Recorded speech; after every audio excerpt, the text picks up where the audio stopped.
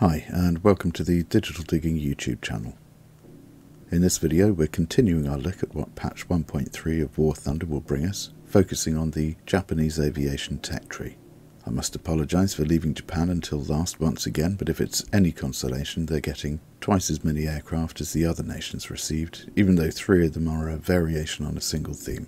As usual, please keep in mind that specifications can change, in fact are likely to change, before the release of 1.43 onto the live server. We'll start with the Ki 27 Otsu. This is a Tier 1 aircraft with a battle rating of 1.3. It has a maximum speed of 321 miles per hour, or 512 kilometers per hour, a turn time of 9.6 seconds, and a climb rate of 67.5 feet, or 20 meters per second. It's armed with a pair of 7.7mm Type 89 machine guns with 1,000 rounds of ammunition and a reload time of 15 seconds. The Ki 27 is one of the earlier monoplane fighters of World War II, being introduced in 1937. It was used as the main fighter aircraft of the Imperial Japanese Air Force and saw a great deal of action in the skies over Mongolia during the Battle of Khalkhin Gol in 1939, in which it was up against Russia's Polikarpov I-15s and I-16s and managed to gain air superiority during the early part of the conflict. The Imperial Japanese Army had approached 3 companies to design a suitable aircraft. These were Nakajima, Kawasaki and Mitsubishi. One of the qualities of the Ki 27 that won Nakajima the contract was its impressive turning ability, something that will stand it in good stead in Tier 1 battles. Although the Ki 27 carried on serving until its retirement in 1945, it was essentially replaced in 1940 by the next aircraft coming to the tech tree, the Ki 43I. This is another Tier 1 aircraft with a slightly higher battle rating of 1.7. It has a maximum speed of 323 miles per hour, or 493 kilometers per hour, a turn time of 13.3 seconds, and a climb rate of 95 feet, or 29.1 meters per second.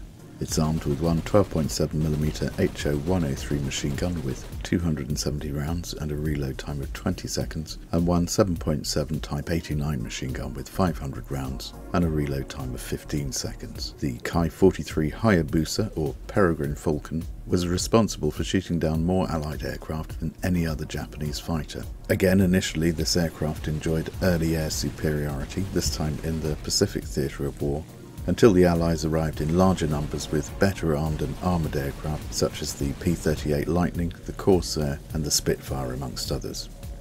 Allied pilots said that although the Ki 43I was highly manoeuvrable, if you could land a fair few shots on one it would break up quite easily. Next we head off into experimental territory with the J7W1 Shinden, or Magnificent Lightning. It's a Tier 4 aircraft with a battle rating of 6.3, a maximum top speed of 402 miles per hour or 647 kilometers per hour, with a turn time of 28.8 seconds and a climb rate of 65 feet or 19.9 meters per second. It's armed with 4 30mm Type 5 cannon with 240 rounds and a reload time of 60 seconds. It can also carry 4 132-pound or 60-kilo bombs. This odd-looking aircraft was conceived specifically as a short-range bomber hunter. At the most basic level, it was designed in order to get 4 30mm cannon pointed at an intruding bomber in the least possible time. Only 2 prototypes of this aircraft were finished, so flight characteristics are going to be something of a moot point. Next we have the Nakajima Kikka, or Orange Blossom, which as you can see is the Japanese equivalent of the German Me-262. This is a Tier 5 aircraft with a battle rating of 7.0, a maximum speed of 550 miles per hour or 886 kilometers per hour, a turn time of 27.3 seconds and a climb rate of 73 feet or 22.5 meters per second. It's armed with a pair of 30mm Type 5 cannon with 100 rounds and a reload time of 60 seconds.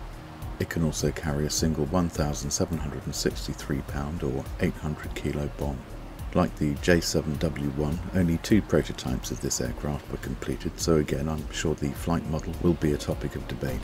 However, given its piffling ammunition supplies, it might be better to think of it as a medium-capacity fast bomber, something along the lines of an Arado with a capacity to fight back, albeit very briefly. Moving from the realms of the prototype and into the realms of projection, we have three versions of the R2Y2 jet bomber. Currently all three have the same specifications, so I'll just go through them once. They all slot into Tier 5, have a battle rating of 7.0, a maximum speed of 518 miles per hour or 833 kilometers per hour, a turn time of 28.6 seconds, and a climb rate of 55 feet or 17.0 meters per second.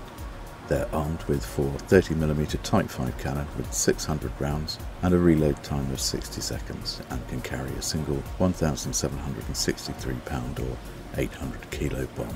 The first of these, the R2Y2 Kai V1, looks a little like a cross between an ME-262 and a Gloucester Meteor. The second, the R2Y2 Kai V2, as you can see, has shifted the jets from the wings to the internal fuselage. And the final one, the R2Y2 Kai V3, has a distinctly MiG-like nose which, to my imagination at least, lends it the appearance of a rather streamlined attack frog. I happen to have a great regard for frogs and most other amphibians, so for me this is quite a plus. Are they great flyers? Well, I'm notoriously ham-fisted when it comes to jets, but even I found this one to be responsive and, more importantly to me at any rate, fun to fly.